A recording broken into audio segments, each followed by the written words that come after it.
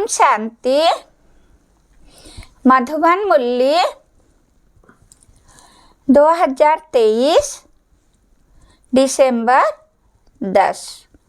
बाबा का रिवाइज मुरली अव्यक्त बाप दादा 1997 फरवरी 23।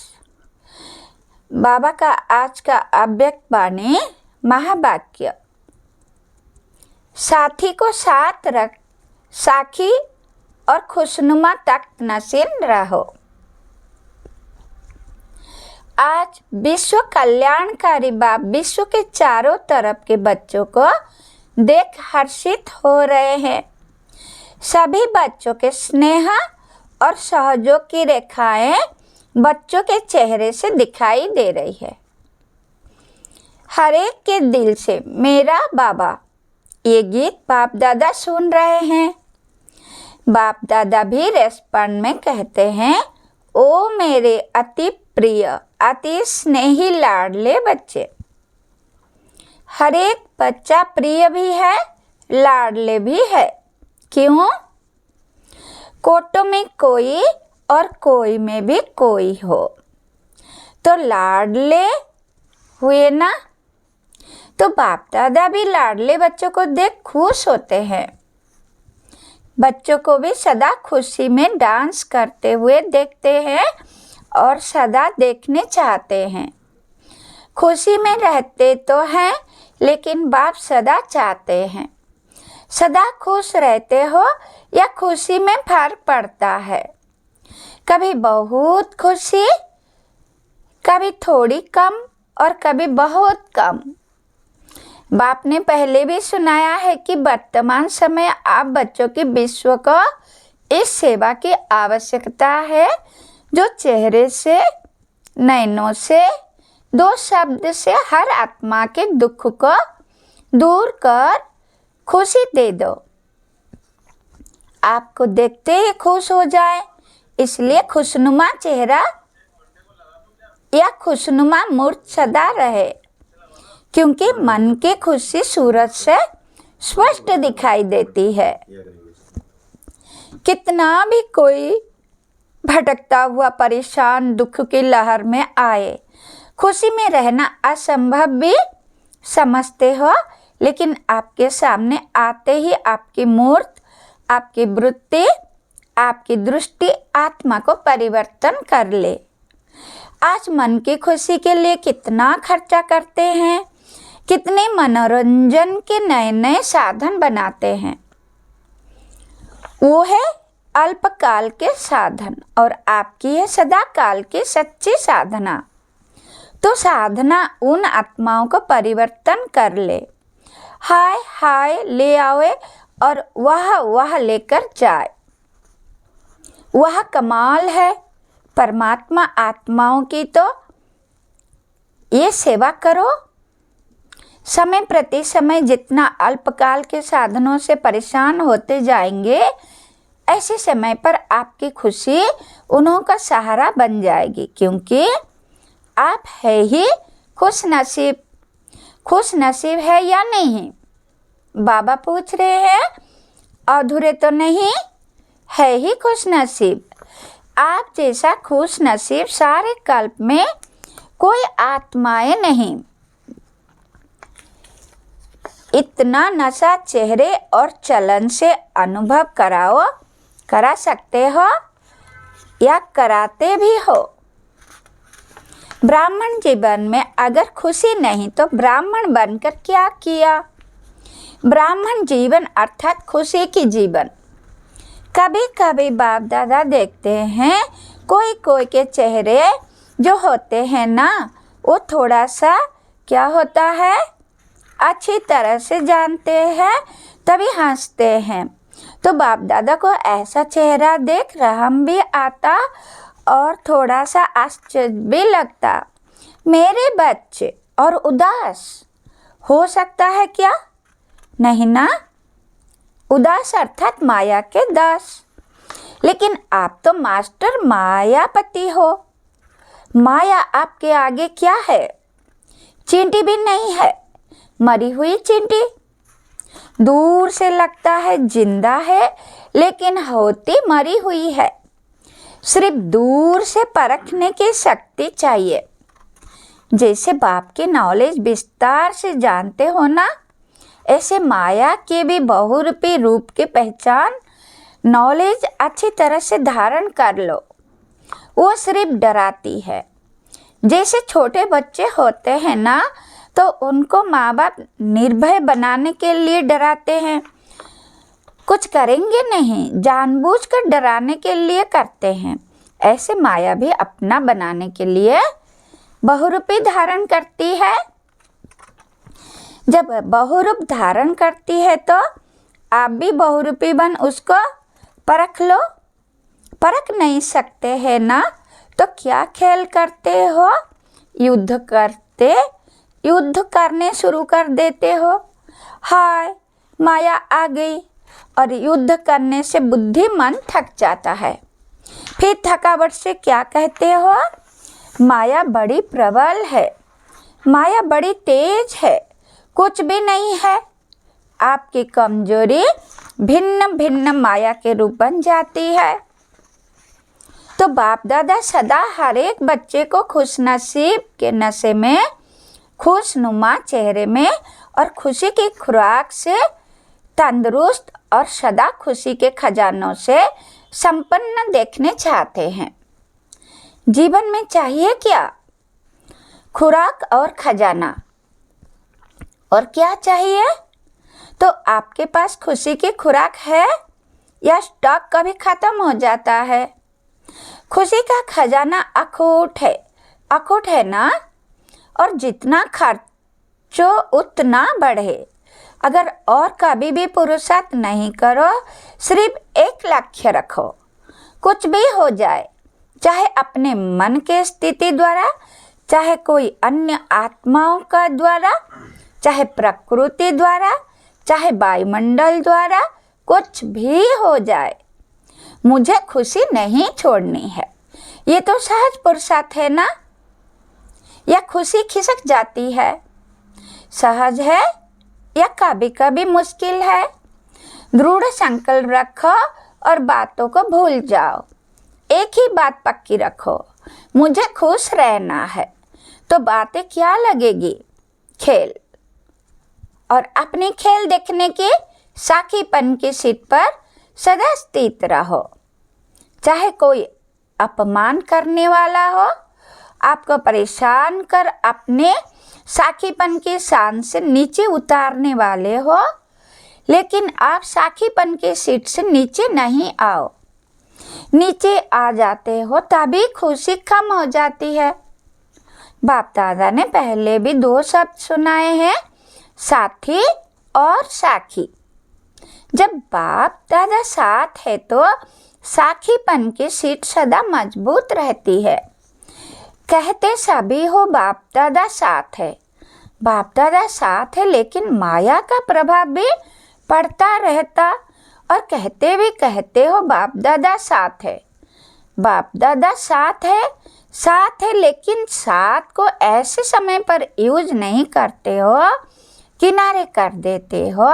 जैसे कोई साथ में होता है ना, कोई बहुत ऐसा काम पड़ जाता है या कोई ऐसी बात होती है तो साथ कभी ख्याल नहीं होता, बातों में पड़ जाते हैं। ऐसे साथ है ये मानते भी हो, अनुभव भी करते हो। कोई है जो कहेगा साथ नहीं है, कोई नहीं कहता। सब कहते हैं मेरे साथ है, ये भी नहीं कहते कि मेरे साथ है। हर एक कहता है मेरे साथ है, मेरा साथी है। मन से कहते हो या मुख से? मन से कहते हो। बाप दादा तो खेल देखते हैं। बाप साथ बैठे हैं और अपनी परिस्थिति में उसको सामना करने में इतना मस्त हो जाते हैं जो देखते नहीं हैं कि साथ में कौन है। तो बाप भी क्या करते? बाप भी साथी से साखी बनकर खेल देखते हैं। ऐसे तो नहीं करो ना। जब साथी कहते हो तो साथ तो निभाओ। किनारा क्यों करते हो? बाप को अच्छा नहीं लगता। बाप यही शुभ आशा रखते हैं और है भी एक एक बच्चा स्वराज्य अधिकारी, विश्व अधिकारी है। आप लोग प्रजा है क्या? प्रजा तो नहीं बनना है ना। बच्चा स्वराज्य अधिकारी सो विश्व अधिकारी है। आप लोग प्रजा है क्या? राजे महाराजे विश्व राज्य हो ना, प्रजा बनाने वाले हो, प्रजा बनने वाले नहीं हो। राजा बनने वाले, प्रजा बनाने वाले हो। तो राजा कहाँ बैठता है? तख्त पर बैठता है ना। जब प्रैक्टिकल में राजा के नशे में होता है तो तख्त पर बैठता है ना। तो साखीपन का तख्त छोड़ो नहीं। जो अलग अलग पुरुषार्थ करते हो उसमें थक जाते हो। आज मनसा का किया, कल वाचा का किया, संबंध संपर्क का किया तो थक जाते हो। एक ही पुरुषार्थ करो कि साखी और खुशनुमा तख्त नशीन रहना है। ये तख्त कभी नहीं छोड़ना है। कोई राजा ऐसे सीरियस होकर तख्त पर बैठा तख्त पर हो लेकिन बहुत क्रोधी हो, ऑफिशियल हो तो अच्छा लगेगा? कहेंगे ये तो राजा नहीं है। तो आप सदा तख्त नशीन है ना। वो राजे तो कभी तख्त पर बैठते कभी नहीं बैठते, लेकिन साखीपन का तख्त ऐसा है जिसमें हर कार्य करते भी तख्त नशीन उतरना नहीं पड़ता है। सोते भी तख्त नशीन, उठते चलते संबंध संपर्क के आते तख्त नशीन। तख्त पर बैठना आता है कि बैठना नहीं आता है? खिसक जाते हो। साखीपन के तख्त नशीन आत्मा कभी भी कोई समस्या में परेशान नहीं हो सकती। समस्या तख्त के नीचे रह जाएगी और आप ऊपर तख्त नशीन होंगे। समस्या आपके लिए सिर नहीं उठा सकेगी, नीचे दबी रहेगी, आपको परेशान नहीं करेगी और कोई को भी दवा दो तो अंदर ही अंदर खत्म हो जाएगा ना। तो बाप दादा को ऐसे समय पर आश्चर्य लगता है। आप नहीं आश्चर्य करना, अपने पर भले करना, दूसरे पर नहीं करना। तो आश्चर्य लगता है कि ये मेरे बच्चे क्या कर रहे हैं, तख्त से उतर रहे हैं। जब तख्त नशीन रहने के संस्कार अब से डालेंगे तब विश्व के तख्त पर भी बैठेंगे। यहाँ सदा काल तख्त नशीन नहीं होंगे तो वहाँ भी सदा, अर्थात जितना समय फूल है उतना समय नहीं बैठ सकेंगे। संस्कार सब अभी भरने हैं, फिर वही भरे हुए संस्कार सतयुग में कार्य करेंगे। रॉयल्टी के संस्कार अभी से मरने, रॉयल्टी के संस्कार अभी से भरने हैं। ऐसे नहीं सोचना कि अभी कुछ समय तो पड़ा है, इतने में विनाश तो होना नहीं है। ये नहीं सोचना। विनाश होना है अचानक, पूछ कर नहीं आएगा कि हाँ तैयार हो, सब अचानक होना है। आप लोग भी ब्राह्मण कैसे बने? अचानक ही संदेश मिला, प्रदर्शनी देखी, संपर्क संबंध हुआ, बदल गए। क्या सोचा था कि इस तारीख को ब्राह्मण बनेंगे? अचानक हो गया ना। तो परिवर्तन भी अचानक होना है। आपको पहले माया और ही अलवेला बनाएगी। सोचेंगे हमने तो 2000 सोचा था, वो भी पूरा हो गया, अभी तो थोड़ा रेस्ट कर लो। पहले माया अपना जादू फैलाएगी, अलबेला बनाएगी। किसी भी बात में, चाहे सेवा में, चाहे योग में, चाहे धारणा में, चाहे संबंध संपर्क में, ये तो चलता ही है, ये तो होता ही है।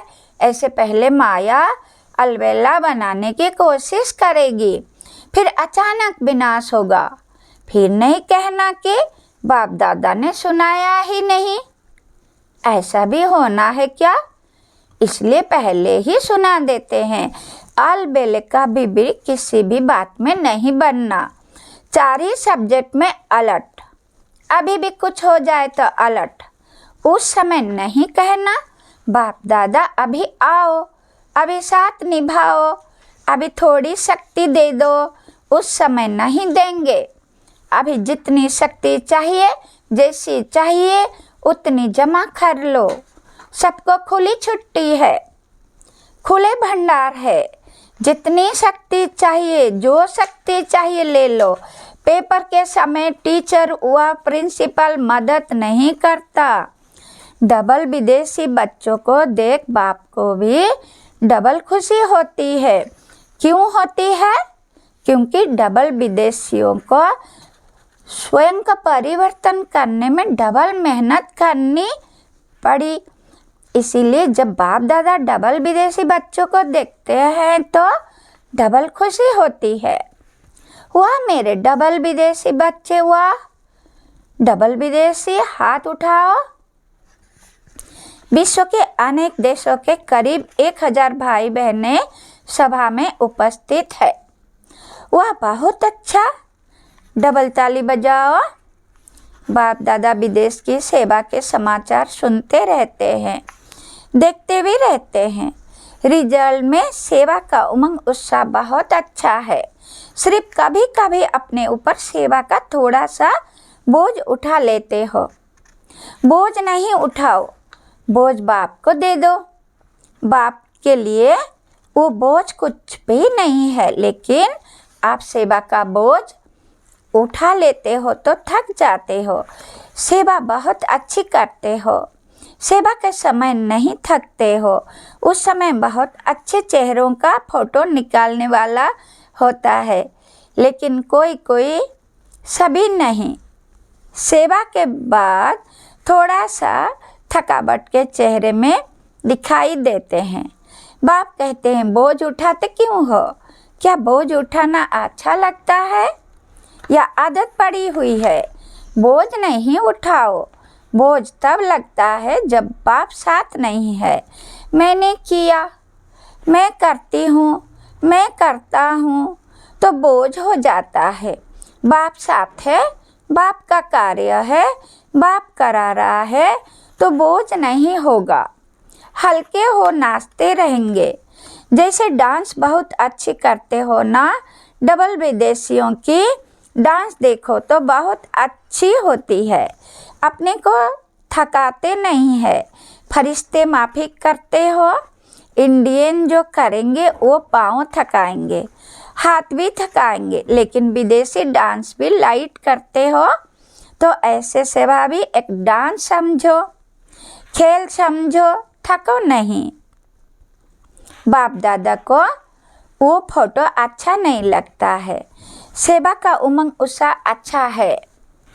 और ये भी रिजल्ट बाप के पास है कि अभी थोड़ी सी बात में हलचल में आने की परसेंटेज बहुत कम है। मेजॉरिटी ठीक है, बाकी थोड़ी संख्या कभी कभी थोड़ा सा हलचल में दिखाई देती है। लेकिन आदि की रिजल्ट और अब की रिजल्ट में बहुत अच्छा अंतर है। ऐसा दिखाई देता है ना। अभी नाजुकपन छोड़ते जा रहे हैं। बाप दादा को रिजल्ट देख करके खुशी है। अभी छोटे छोटे माइक भी तैयार कर रहे हैं। अभी छोटे माइक है, लेकिन छोटे से बड़े तक भी आ जाएंगे। बाप दादा को याद है, आदि में ये विदेशी टीचर्स कहती थी कि वीआईपीज को मिलना ही मुश्किल है। आना तो छोड़ो, मिलना ही मुश्किल है। और अभी सहज हो गया है, क्योंकि आप भी वीआईपी हो गए तो आपके आगे वीआईपी क्या है। टोटल विदेश की रिजल्ट अच्छी है। सेंटर्स भी अच्छे हैं, वृद्धि को प्राप्त करते जा रहे हैं। भारत में हैंड्स नहीं है, नहीं तो भारत में भी सेवा केंद्र तो बहुत खुल जाएं।